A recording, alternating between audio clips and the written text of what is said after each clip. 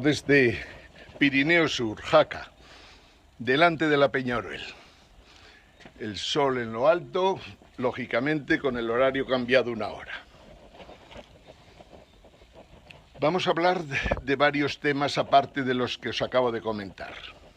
Por ejemplo, vamos a hablar de qué está ocurriendo en Estados Unidos con las elecciones entre Hillary Clinton y Donald Trump, que están provocando que los mercados estén cayendo decididamente, aunque tampoco demasiado, no hay que engañarse. Quizás debamos conocer o debáis conocer qué supone Donald Trump en cuanto a políticas que ha dicho que haría y que luego el tiempo dirá si las puede hacer o no. Donald Trump, en principio, no es partidario de los tratados del Pacífico ni del Tratado del Atlántico. O sea que él tampoco sería partidario de ese tratado que tiene ya firmado en el cajón Mariano Rajoy, el presidente más corrupto de la historia de España, que hoy pretende darnos un gobierno y por lo tanto más de lo mismo. Estábamos diciendo que Donald Trump no quiere los tratados internacionales de comercio. De alguna manera pretende parar, o si no parar del todo, ralentizar la globalización. Y esto indudablemente es importante sencillamente porque llevamos años defendiendo la globalización a ultranza dentro de los esquemas del neoliberalismo a nivel internacional, que en el fondo han fracasado ya estrepitosamente, y desde luego no parece malo que las globalizaciones se ralenticen, por lo menos para analizar lo que ha pasado y plantearnos hacia dónde vamos. Es indudable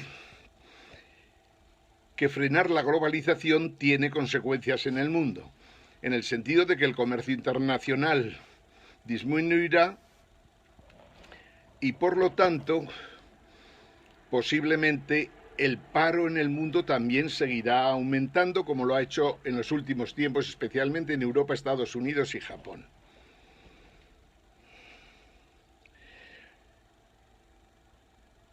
Decíamos que el neoliberalismo financiero ha fracasado. Al fracasar el neoliberalismo financiero, la globalización no tiene sentido mantenerla como hasta ahora. Y seguramente Obama ha perdido mucho tiempo tratando de conformar dos tratados que en el fondo pecaron de oscurantistas, en los que no ha habido ninguna transparencia, y solo gracias a nuestros amigos de Greenpeace y alguno más hemos podido enterarnos exactamente de lo que se estaba negociando. Como siempre ocurre, al igual cuando se creó la Unión Monetaria Europea, cuando se creó la Unión Europea, siempre pasa lo mismo. Nos cuentan que vienen épocas maravillosas, que aumentará el comercio internacional, que las economías crecerán y se creará mucho empleo. Nunca ha ocurrido esto en los últimos años, como no fueran los años de 1945 a 1971. Pero a partir de ahí, la realidad es que cada vez que cuentan una milonga, una mentira más que nos endilga. Y por lo tanto no hay que creerse que los tratados resuelvan nada especialmente en estos momentos. Y menos para una Unión Europea con serios problemas de todo tipo y variedad, que lo único que funcionaba bien, que era el proyecto Schengen, ha habido que pararlo en unos cuantos países, porque lógicamente el problema de la inmigración se había convertido en crítico para muchos países europeos, pero especialmente para Alemania y Francia. También para el Reino Unido, que en realidad, si aprobaron el Brexit, fue precisamente porque el problema de la inmigración no estaba resuelto. Si gana Donald Trump, dice que los señores de Wall Street dejarán de meter las zarpas en el gobierno y dejarán de tener tanto peso como han tenido hasta ahora. Esto dice Donald Trump.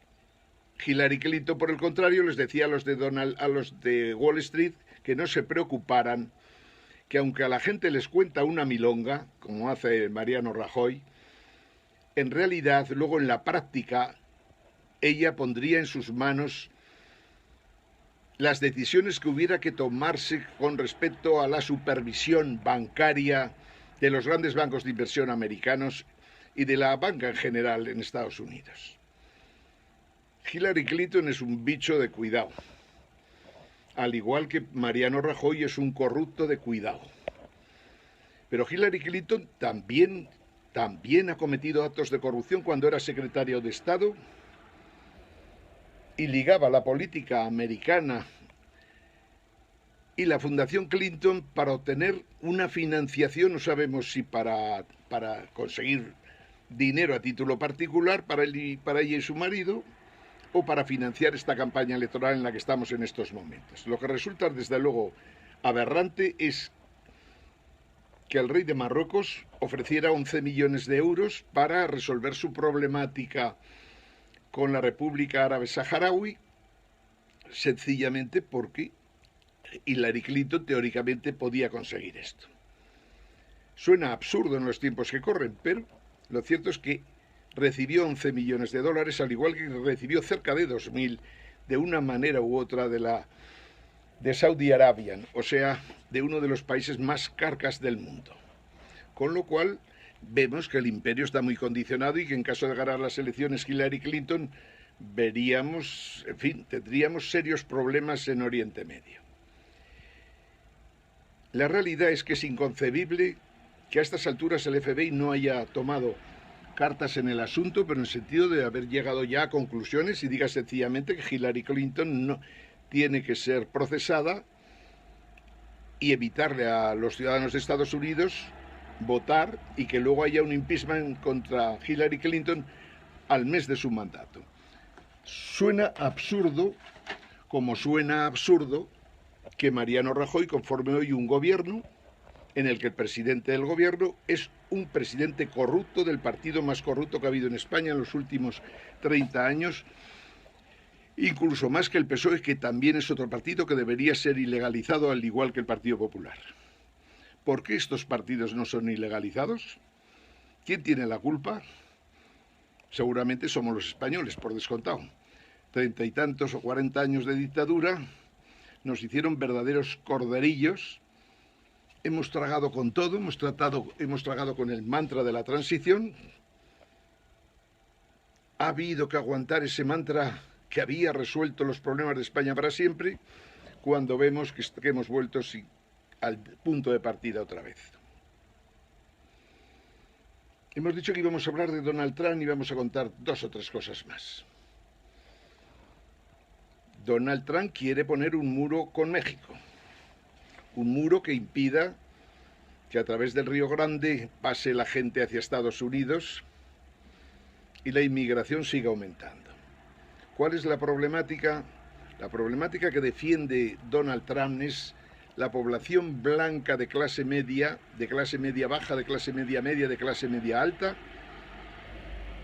que realmente ha sufrido una caída de ingresos en los últimos 20 años muy importante. Por lo tanto, ese es su gran votante.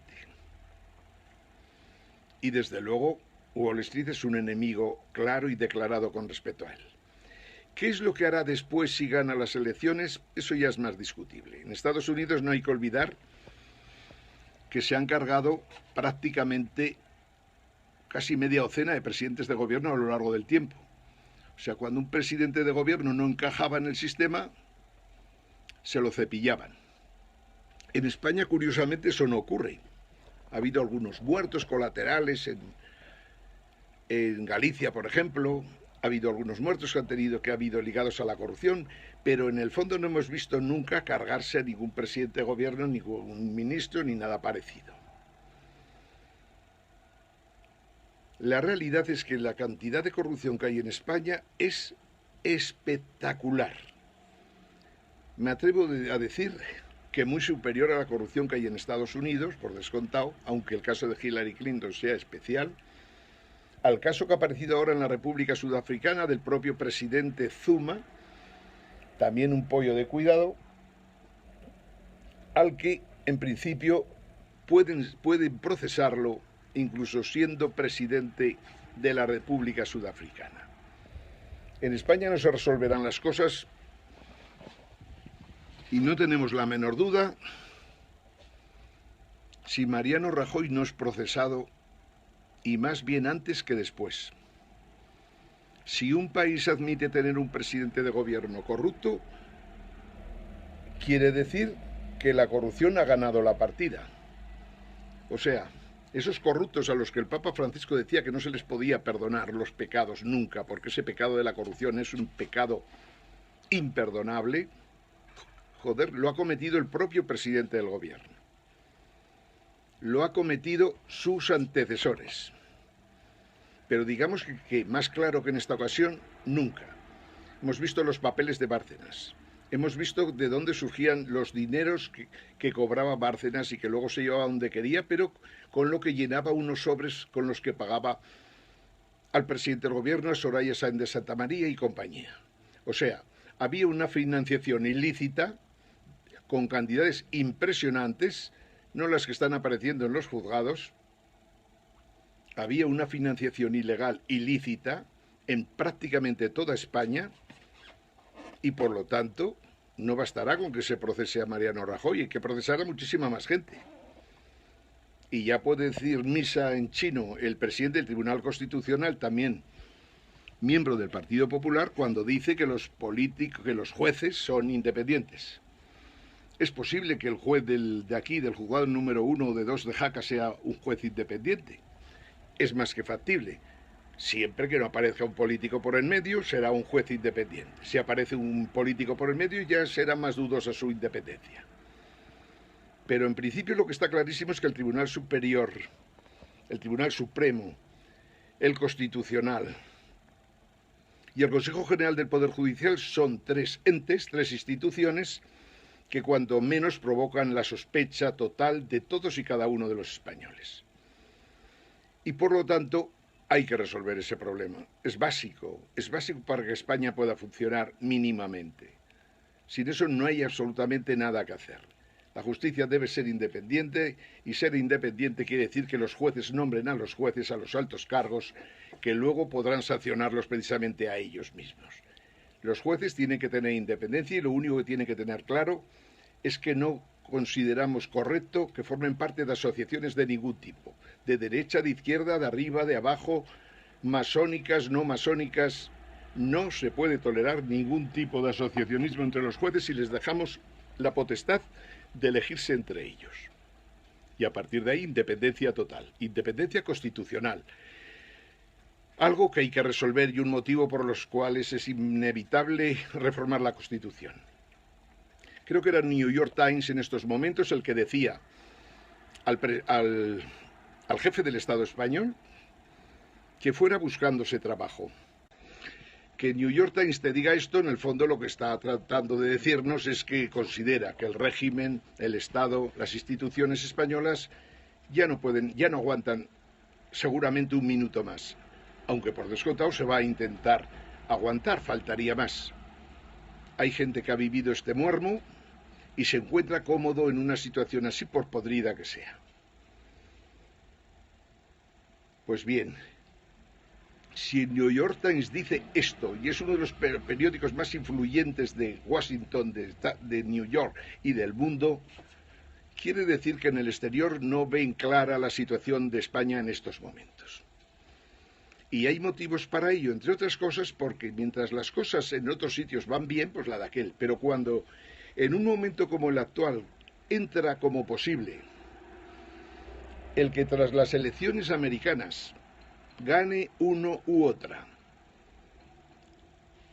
empiecen a subir los tipos de interés de la deuda a largo plazo, especialmente la de 10 años, al igual que Japón, que también lo tiene casi medio claro en estos momentos, y al igual que está demandando el banco alemán, o sea, el Bundesbank en alemán y los 5 grandes sabios, que de grandes y sabios tienen poco, pero vamos a imaginar que siguen siendo grandes sabios y que consideran que defender los intereses de Alemania es lo más importante para ellos.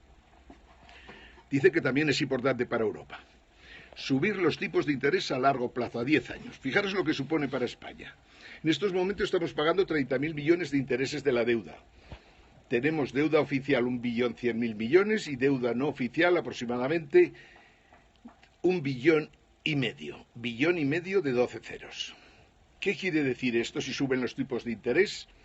Pues que la broma nos costaría a la Administración Central, autonómicas, empresas y demás, que ahí es donde aparecen el 1,5 billón de pasivos financieros, la broma costaría 15.000 millones. O sea, en vez de 30.000 millones que pagamos de intereses, un 50% más. Esto es subiendo un 1% que en el fondo no es nada, porque los tipos de interés a 10 años históricamente se han movido en el entorno del 2, 3, 4, 5% siempre, porque es lógico que sea así.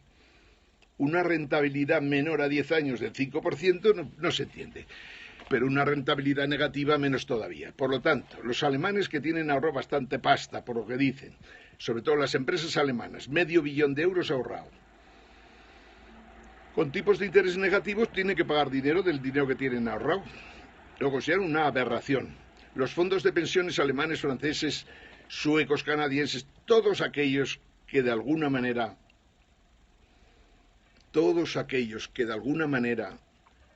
emiten deuda, en el fondo están consiguiendo que se les pague además un tipo de interés por una deuda que emiten. O sea, esto es algo que no había ocurrido a lo largo de la historia jamás. Quiere decir, yo te presto a ti dinero y encima que te lo presto te tengo que pagar dinero porque te quedes la deuda. Lo malo es que encima estás quebrado. Y si estás quebrado, entonces, ¿qué es lo que hago yo? O sea, a ti que estás quebrado te compro deuda. Y encima te tengo que pagar dinero.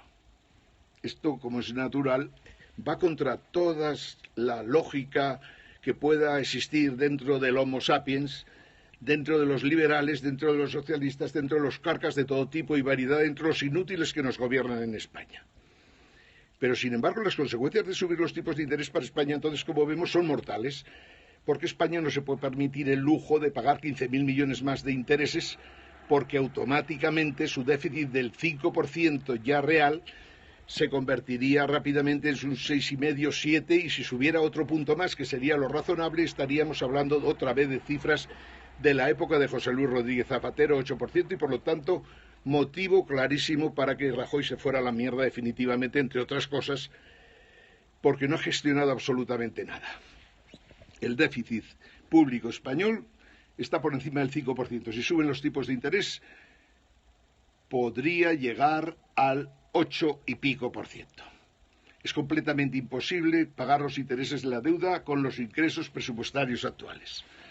Luego, mal se ha gobernado estos últimos 4 años y también se ha gobernado muy mal los años anteriores por parte de José Luis Rodríguez Zapatero. Endeudar a un país gratuitamente simplemente por ser un imbécil es muy grave y para mí motivo de procesamiento con todos los respetos. Motivo de procesamiento el pasar de tener un déficit, o mejor dicho, una deuda del 30% del PIB, a pasar a tener en estos momentos más del 100%. Eso es un motivo para procesar a presidentes de gobierno, a ministros de Economía y a todos los ministros en general. Y más porque, en el fondo, lo que hacen es, durante 4 años largos que dura la legislatura, estar mintiendo continuamente una y otra vez. Solo con que sople una mariposa las alas allá por encima del río Amarillo en China, nos encontraríamos con que en cualquier momento los tipos de interés suben y se han cargado completamente la economía española. Luego, mantener a un presidente de gobierno que considera que lo ha hecho muy bien, pues es preocupante, porque está garantizado que no sé si será dentro de un mes, de 2, de 3, de 4, de 6. Yo siempre pienso que quizás el 1 de enero de 2018 sería la fecha tope a la que podemos llegar. Pero lo que es indudable es que antes o después los tipos de interés subirán, por una razón muy simple. Los tipos de interés tienen que subir en el mundo porque es la única medida de política monetaria que permite conocer exactamente cuál es la situación real de los bancos y de las empresas. Cuando suben los tipos de interés, ocurre, imaginaros, una piscina que tuviera agujeros por todos los lados y que vosotros estuvierais fuera en una fosa a la que cayera el agua. A medida que subes los tipos de interés, el agua sale por los agujeros. Y si estás tú ahí en la fosa en la que va a desembocar el agua, pues poco a poco, pum, pum, pum, va subiendo te llega a la barbilla, luego te llega a la boca, luego te pones de puntillas, te llega, no obstante, a la nariz, al final te ahoga. Esto es lo que supone una política monetaria de aumento de los tipos de interés. Y es muy importante que se sepa. No se puede seguir ya más tiempo con tipos de interés negativos, no se puede seguir ya más tiempo con los bancos centrales de Occidente quebrados. Es completamente imposible pensar que se puede seguir viviendo así. Bancos centrales quebrados, bancos de inversión grandes de Europa quebrados y de Estados Unidos. El Citibank, el Goldman Sachs, todos estos a los que Hillary Clinton les dejaría la responsabilidad de controlarse a sí mismos, por lo cual yo a Hillary Clinton, si tuviera la oportunidad, la mandaría para Marte por lo menos. Esos bancos son los que quieren seguir manteniendo este tinglao imposible de mantener. Porque lo único que puede suponer esto es que los bancos toman el poder del Estado de Estados, o sea, de los Estados Unidos, y de alguna manera su quiebra se la pasan a la Reserva Federal y la Reserva Federal a los Estados Unidos. Bien, ya está, jugada perfecta. Los Estados Unidos completamente insolventes. Van a hacer falta muchos aviones de la Navy, van a hacer falta muchos marines en Estados Unidos para poder defender la insolvencia de Estados Unidos sin que ocurran problemas en otras partes del mundo. Hasta ahora el dólar lo ha permitido. Pero si quedara claro, patente, que la economía norteamericana es insolvente, la realidad es que el dólar se vendría para abajo, como le está ocurriendo estos días, simplemente porque piensan que Donald Trump puede ganar las elecciones. Hemos dicho que los problemas de Estados Unidos son muy importantes porque nos afectan, faltaría más. También hemos dicho más de una vez que los intereses de los Estados Unidos no son nuestros intereses. También hemos repetido que los intereses de Alemania no son nuestros intereses. Y también hemos dicho que no podemos seguir soportando un funcionamiento en base a un neoliberalismo que ha fracasado estrepitosamente y que se ha cargado todo tipo de principios. Dicho lo dicho de los Estados Unidos, podemos decir lo mismo de Europa. El Banco Central Europeo, ¿qué hace? Sigue jugando a enchufar 80.000 millones de euros, a comprar 80.000 millones de euros de deuda de estados quebrados, de estados insolventes o de empresas que también están quebradas. Resulta ridículo, no tiene ni pies ni cabeza. El mare magnum que se monta cuando un estado es insolvente, los bancos de ese estado importantes son insolventes, el Banco Central es insolvente y sus empresas más importantes están cayendo a toda velocidad y están manteniendo en las bolsas valores que no los tienen. Por ejemplo, Telefónica sigue defendiendo los 9 euros cuando no vale ni 4 en estos momentos. El Santander defiende 4 y pico euros la acción cuando no vale ni 2. Y lo mismo el Bilbao Vizcaya, el otro y el otro, porque entre otras cosas ya no tienen ni siquiera negocio en España. ¿Qué sentido tiene que existan unos bancos en que el negocio en España es escasamente el 14%? Ningún sentido tiene. Ni tampoco tiene sentido que el gobierno avale el funcionamiento de estos bancos con casi medio billón de euros, aparte de las cantidades que ha tenido que invertir directamente para cerrar aproximadamente 40 cajas y dejar el tinglao español montado en torno a 15 bancos que están tan quebrados como el primer día de partida. Ayer decían que la riqueza de las 10 fortunas más importantes de España es unos 200.000 millones de euros. En principio la cifra me pareció razonable, viendo lo que ha hecho el propietario de Inditex y lo que ha hecho Ferrovial, pero en el fondo me dice que no hay muchos recursos en España para atender la deuda total que tenemos en estos momentos. Es más, no tenemos ninguna posibilidad de pagar el saldo neto, digamos, de financiación de extranjeros en España y de financiación nuestra en el extranjero. Porque si los más ricos solo tienen 200.000 millones, que puede parecer una cifra impresionante, pero en realidad no lo es tanto, quiere decir que nuestro 1,5 billones necesitaría otros 50 ricos de ese pelaje para que pudiéramos atenderla.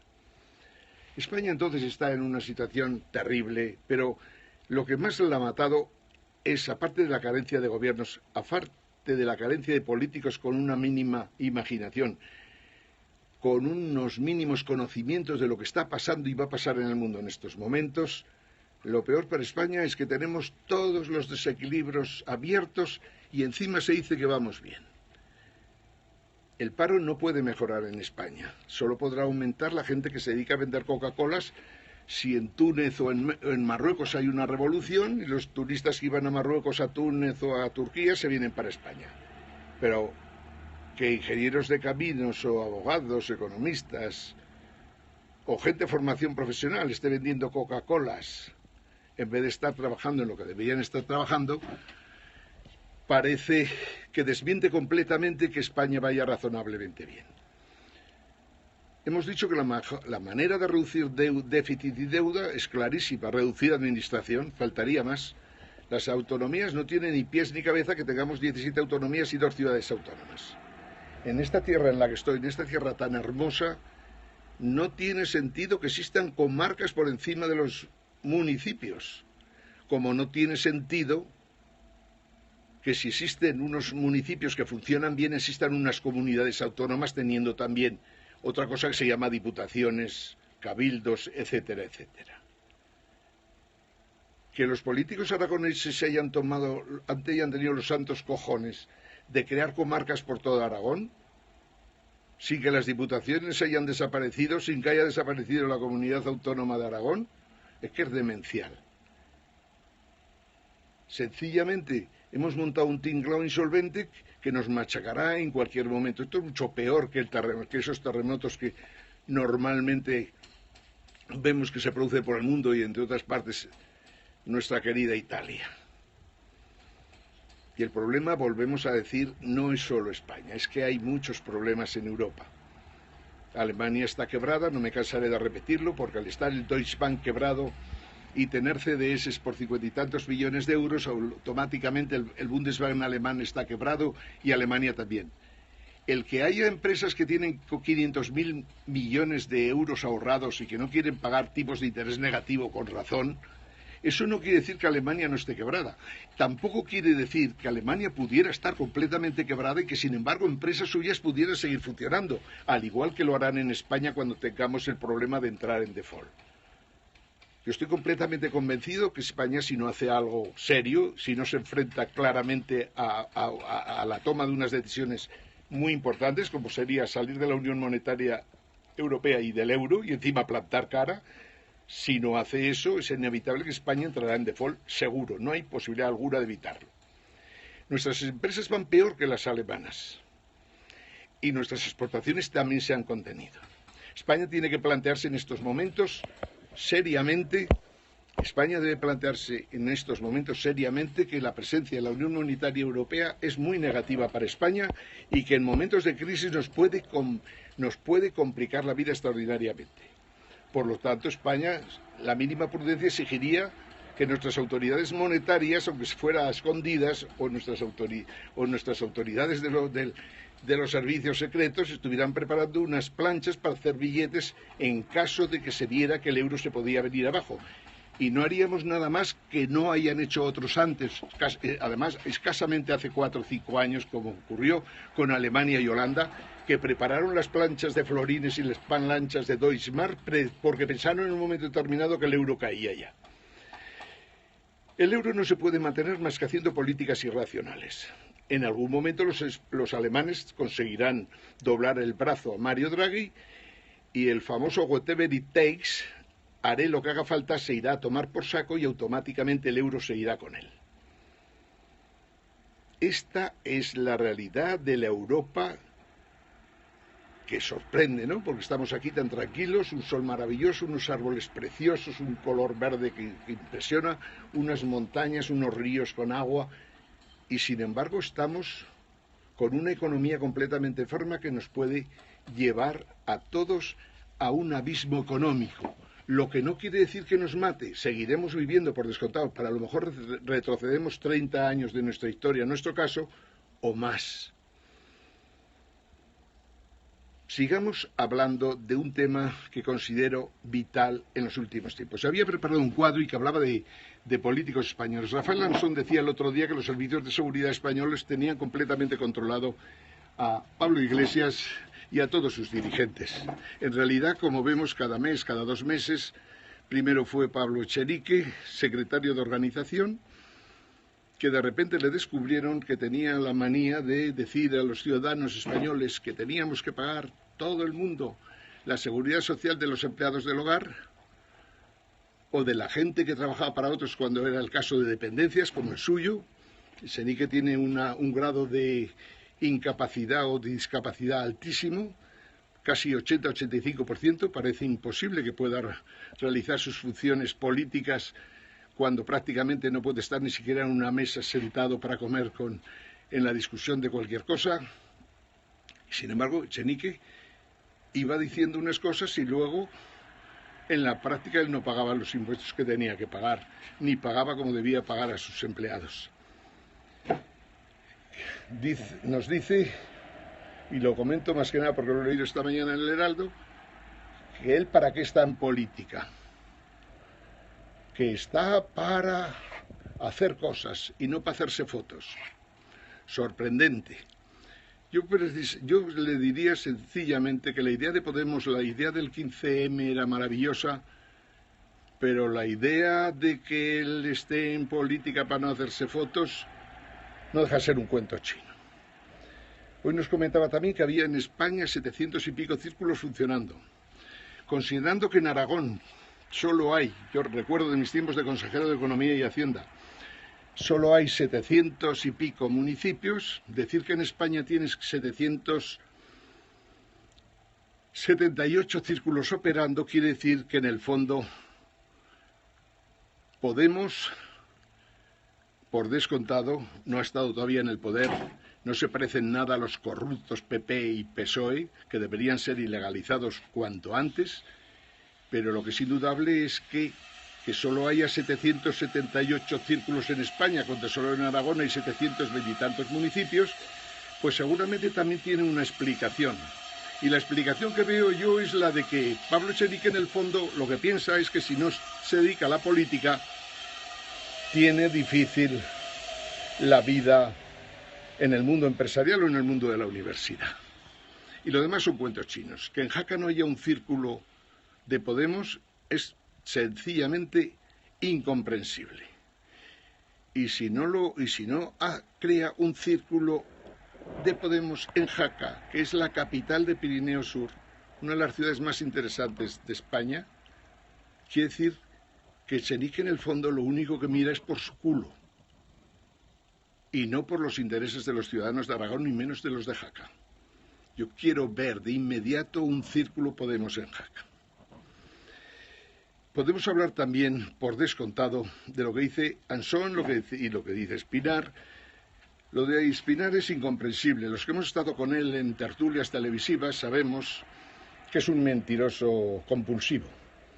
Él decía que solo vivía de los 200 euros que le pagaba a Jesús Tintora en la 4, masiva, que luego tendría que pagar también, como es natural,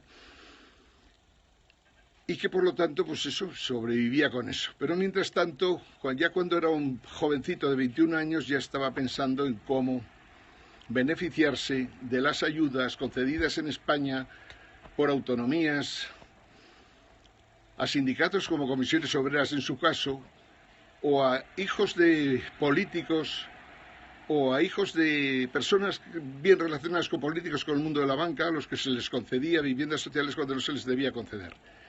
Espinar, una vez más, ha salido una información sobre él que desmiente cómo es y cómo deja de ser. La verdad que en las tertulias demostraba que era una persona agresiva, violenta, bastante violenta, que no merece, por la experiencia que tenemos a su lado, no merece estar en política y menos pretender dirigir el Podemos Madrid porque se lo cargará para siempre. Los servicios de seguridad en los países, lógicamente, analizan a todo el mundo. Estoy convencido que saben la vida y milagros de Mariano Rajoy, la vida y milagros de la vicepresidenta, la vida y milagros de toda la gente del PP, del PSOE, de Ciudadanos, de Podemos. Saben toda la mierda de todos, faltaría más. Y es por eso precisamente por lo que hay que tratar de conseguir que la corrupción desaparezca definitivamente para siempre. Porque si no hay corrupción, Los servicios de seguridad gastarán menos y tendrán menos trabajo. Pero lo que es indudable es que ayer se avisaba por parte de Rafa Lansón que la vida sexual de Pablo Iglesias y su vida económica dejan mucho que desear y que en cualquier momento que hubiera una posibilidad de salir adelante tendría problemas. ¿Cuál sería la situación para Podemos? Pues por eso, la misma de siempre. Echenique, Espinar, Pablo Iglesias, todos aquellos que van saliendo por ahí adelante con problemas, Andalucía, donde queráis, Canarias, allá donde aparece un corrupto o allá donde aparece alguien con problemas de cualquier tipo de variedad, hay que coger y echarlo. Y así es como se puede salvar un Podemos que sin duda de ninguna clase España lo necesita. Bien, os decía que el neoliberalismo está muerto y el liberalismo y sus principios también.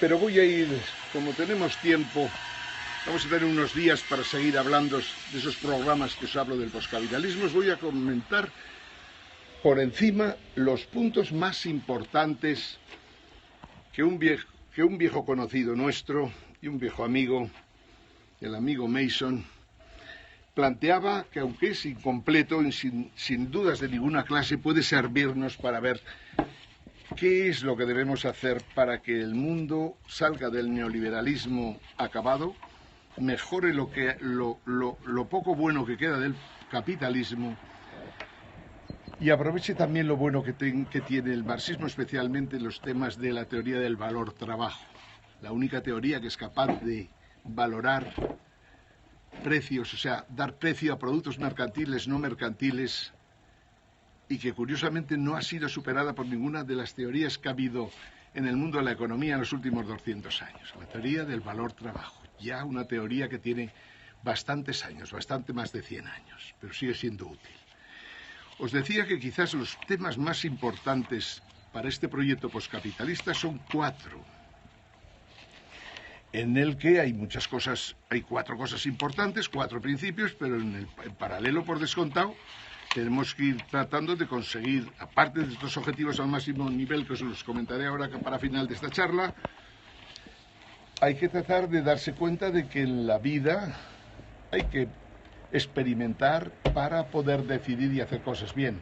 El poscapitalismo hay que experimentarlo, de hecho ya está surgiendo por todos los sitios y lugares, incluso en economías como la norteamericana y la china. El Estado deberá cambiar en el poscapitalismo. Debería ser una especie de Estado wiki, más que un Estado, como lo hemos conocido en los últimos años, de democracia liberal ya hoy inexistente, fracasada y sin ninguna posibilidad de volver a salir adelante. Tenemos que pensar que los monopolios, tal como los hemos visto funcionar, o los oligopolios, los contratos a empresas como las de ACS, Urbaser, o sea, Florentino Pérez, Ferrovial y compañía, esos contratos de servicios de los ayuntamientos, comunidades autónomas o de la propia administración central del Estado, por ejemplo, el almacén aquel de gas en el Mediterráneo, que lo único que ha servido es para crear pequeños terremotos en prácticamente toda la costa que tiene anesa. Hay que expandir el trabajo colaborativo. Como decía, hay que suprimir o socializar los monopolios, hay que quitarles todos los contratos que tienen empresas como ACS, como Ferrovial, como Fomento y demás.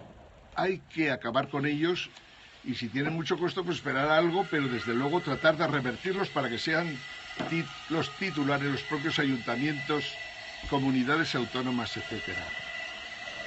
Es cierto que la gente tiene que estar preparada, muy preparada, para poder hacer las cosas bien. Muy preparada y no ser corrupta, porque si no, mal asunto tenemos. Tenemos que resolver la socialización del sistema financiero. Mi amigo Mason se da mucho plazo. Yo creo que no hace falta tanto como en todo en la vida en estos momentos. Darle 30 años para que el sistema financiero se equilibre es demencial. Creo que lo tenemos que hacer en un periodo que vaya no más allá de 5, 7, 10 años. 7 podría ser un periodo adecuado. Y para terminar, simplemente os digo, no sé si estáis oyendo un ruido molesto por aquí al lado, pero vamos a tratar de terminar para que así tengáis claro lo que queremos con el poscapitalismo. Primero, vital, reducir las emisiones de carbono al máximo, en la medida de lo posible a cero. Eso quiere decir que se acabaron las energías fósiles. Hay que ir a las energías renovables decididamente, sobre todo las solares, placas solares, hay que ir a las energías eólicas, hay que ir a la energía hidroeléctrica que ya está funcionando, hay que aprovecharla porque con esas tres energías tenemos resuelto más del 50% de los problemas en muchos países del mundo y en España incluso mucho más. Hay que acabar con la producción de energía que tenga como origen el carbón, el petróleo. Segundo, lo que habíamos comentado antes, estabilizar el sistema financiero, que supone claramente cambiar de forma radical lo que ha ocurrido en los últimos tiempos. Quiere decir, hay que prohibir la existencia de que se emita un CDS en ningún país de Occidente, e incluso de Oriente, pero en Occidente es vital. Hay que prohibir no solo que se emita el CDS, sino hay que prohibir la banca en la sombra. No podemos tener bancos ocultos que además pertenecen a bancos que conocemos. Los estados no pueden estar, los gobiernos no pueden estar compinchados con los bancos, permitiéndoles bancos en la sombra que se dedican, bueno, como hemos podido ver con el HSBC, a limpiar, a blanquear dinero procedente de la droga, del secuestro, de los asesinatos. Eso no puede ocurrir y hay que empezar ya a meter en la cárcel a todo aquel presidente de gran banco de inversión, porque estos tienen que ser los modelos en los que tenemos que basar el que luego la gente entienda que el que la hace la paga. Hay que procesar ya a presidentes que han permitido, por descontado, que se blanqueara dinero en sus bancos, o simplemente que se defraudara de forma generalizada. No podría estar todavía abierto un banco que ha participado en manipular los tipos de interés como era el LIBOR. Es demencial que no estén todos los bancos que intervinieron. Es imposible de entender que no estén en la cárcel todos los presidentes de los bancos que intervinieron en esto y no solo sus empleados. Los responsables de un banco son los presidentes, los consejos de administración, los directivos, los ejecutivos. Y también son responsables los que hacen las cosas. Pero los que hacen las cosas no las hacen por capricho, las hacen porque reciben instrucciones. Al igual que cuando Bárcenas cobraba comisiones y conseguía que un ministerio diera una obra pública a determinada empresa, y es algo que lo hemos visto 1000 veces, igual que eso no se puede hacer, no se puede permitir que la corrupción vaya dando saltos una y otra vez cada vez que hay un mínimo cambio de gobierno, como va a ocurrir en estos momentos. La mejor manera de resolver las cosas es los presidentes de los bancos, que han visto cómo se pagaban comisiones y pasaban por su ventanilla, que tenían que ver con el Partido Popular, con el Partido Socialista, con Convergencia y Unió, que lo han visto, quién lo cobraba y quién lo pagaba, que tenían la opción a saberlo todo absolutamente. A esos presidentes, presidentas, hay que meterlos en el trullo, faltaría más. Seguía diciendo, hay que expandir el trabajo colaborativo, el poscapitalismo se basa en eso, hay que seguir desarrollando tecnologías que aumenten la productividad, aunque ello suponga que mucha gente pueda salir de su puesto de trabajo. Habrá que modularlo, habrá que pausarlo, pero no podemos ir contracorriente. El tercer objetivo debería ser tratar de aumentar los niveles de bienestar de los ciudadanos. Y si los ciudadanos no tienen la posibilidad de tener ingresos, hay que pensar definitivamente no en la renta básica, que no acaba de funcionar sencillamente porque se aplica mal al hacerlo para todos, sino un impuesto negativo sobre la renta de personas físicas que perfectamente se podría instituir en España desde ya. Hay que reducir las administraciones redundantes porque no tiene sentido que si hoy día, gracias a los adelantos de las tecnologías de comunicaciones, informáticas, de contabilidades, sobran la mitad de los empleados públicos, pues sobran. Y, lógicamente, pues hay que acabar, como decíamos aquí, con las comarcas, con las diputaciones, con las comunidades autónomas, y no hace falta para nada. Que en España de 19 autonomías pasáramos a 7 sería una buena cifra y permitiría reducir un buen cacho del déficit. Lo que de momento no reduciríamos serían los gastos financieros si los tipos de interés suben. Por lo tanto, tenemos grandes problemas, pero al menos hay que ir resolviendo alguno de los que tenemos en estos momentos. Como decía antes, hay que orientar la tecnología a la reducción del tiempo de trabajo necesario y hay que dar solución a ese tipo de problemas que surgen en ese momento. ¿La solución será postcapitalista o será la solución que pretenden algunas gentes? O sea, o un homo deus que serán 4 gatos que podrán vivir eternamente, que teóricamente serán felices, aunque no vaya relacionada unas cosas con otras. Habrá gente que podrá curar todo tipo de enfermedades y habrá gente que no. El poscapitalismo tiene que conseguir que aumente el bienestar material, la sanidad, la educación de la gente, y ahí es donde puede realmente derrotar al capitalismo y pasar por encima de él y del neoliberalismo y de los marxismos de todo tipo que ha habido en los últimos años. Por descontado, por encima del humanismo y por encima del liberalismo. Para terminar, solo una cosita a estos padres que defienden que los niños no hagan deberes en su casa. Ese no es el problema. El problema en España es que tengamos profesores bien preparados, formados y sabiendo las necesidades educativas que tendrán esos jóvenes que van a coger y que en su día lanzarán a la sociedad, que es donde realmente tienen que desarrollar su labor. Lo más importante son los profesores. Y no basta el modelo de China ni el modelo finlandés. Aquí tenemos que conseguir que los profesores vuelvan a funcionar bien. Porque si los profesores funcionan bien y saben por dónde va el mundo y saben lo que es el poscapitalismo y saben que el neoliberalismo va al carajo de la vela, si se dan cuenta que la educación tiene que funcionar al margen de religiones, creencias y cualquier tipo de historias, si los profesores saben todo eso, irán educando a la gente. No lo conseguiremos de hoy para mañana. O sea, estos padres de hoy analfabetos que piden que los hijos no hagan deberes porque en el fondo lo que les joroba es tener que atender a los hijos cuando llegan a casa, nos llevará 20 años, 25, 30 años que los ciudadanos de este país tengan un nivel educativo suficiente. Y por lo tanto esos padres lo que tendrían que hacer es callar y aguantar y forzar la marcha para que se mejore la calidad de formación de los profesores, que lo hagan con vocación y con sentido de servicio, por descontado, a los ciudadanos. La formación de los profesores es el tema más importante, mucho más importante que el dinero, mucho más importante de que haya colegios mixtos o demás.